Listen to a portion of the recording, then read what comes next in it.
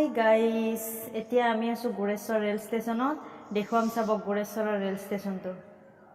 এয়া এয়া এয়া এইফালে যায় তেজপুৰ লাইন, আৰু ক'ত ক'ত যায় এইফালে তেজপুৰ, ৰাঙাপাৰা, টংলা, মিছামাৰী, নিউ মিছামাৰী এইবিলাকত যায়। আৰু দেখাই আছো বলক, ট্ৰেইন লাইনৰ ওপৰত থকা ব্ৰিজ, অভাৰব্ৰিজ হয়। এই চিৰিৰে এনেকৈ উঠি আহিছোঁ। এইফালে এনেকৈ এখন ব্ৰিজ হয়। ইয়াৰ পৰা ওপৰৰ পৰা ভালকৈ দেখুৱাম চাব।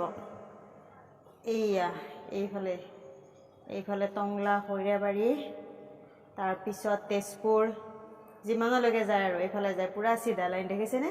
এনেকুৱা চিধা ট্ৰেইন লাইন দেখিবলৈ নাপায়।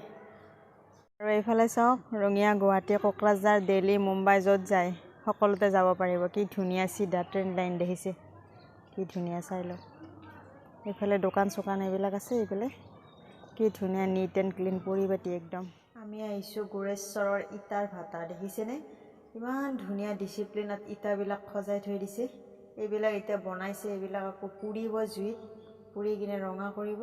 ইয়াতে বহুত কৰ্মচাৰী আছে, লেডিজ জেণ্টছ সকলো আছে। দেখিছেনে কিমান ডাঙৰ এৰিয়া, কি ধুনীয়াকৈ বনাই থৈ দিছে। দেখিব ইটাবিলাক ইয়াতে পুৰি এইপিনে ধোৱা যায়, জানেই সকলোৱে, মই দেখাই দিছোঁ।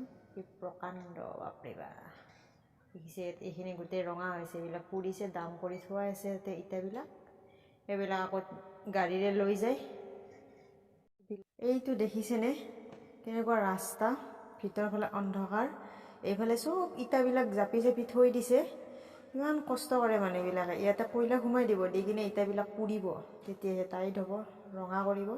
এইবিলাক দেখিছে কেনেকৈ জাপি থৈছে। এইফালে জুই দিব, কয়লা দিব, পুৰিব, আৰু ওপৰেৰে এইটোৰে ধোঁৱাবিলাক ওপৰলৈ গুচি যাব। ক'ত সোমাইছে এইবিলাক চব গাত সুৰংগ। এইফালে যাওক, এইফালে চাওক, এই সুৰংগৰ মাজেৰে সোমাই আছো আমি। ইটাৰ ভাটাৰ মাজত অন্ধকাৰ, একো দেখা নাপায়। টৰ্চটো জ্বলাই দিয়া, এইফালে টৰ্চ জ্বলাই দিয়া, একো দেখা পোৱা নাই।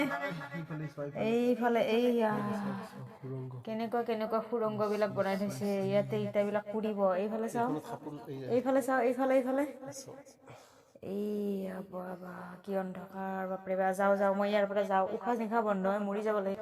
এইয়া সুৰংগৰ পৰা ওলাই আহিলোঁ, এতিয়াহে ভাল লাগিছে, বাপৰে। এয়া ইটাৰ ভাটাত দেখুৱালোঁ আপোনালোকক। ময়ো আচলতে ইমান দিন দূৰৰ পৰাই দেখি আছিলোঁ। ইয়াৰ ভিতৰলৈ যদিও ওচৰতে আছে, অহা নাছিলোঁ। কিমান কষ্ট কৰে আজিহে গম পালোঁ। আচলতে যিবিলাক মানুহে দূৰৰ পৰা দেখে, সেইটো আমি ক'ব নোৱাৰোঁ। দূৰৰ পৰা সকলো বস্তুৱে সহজ যেন লাগে। যেতিয়া আমি সেই স্থানত থাকি কিনে চাওঁ, তেতিয়া আমি গম পাওঁ আচলতে কষ্ট কিমান। সঁচাকৈ দেই বাপৰে, ঘামি গৈছোঁ।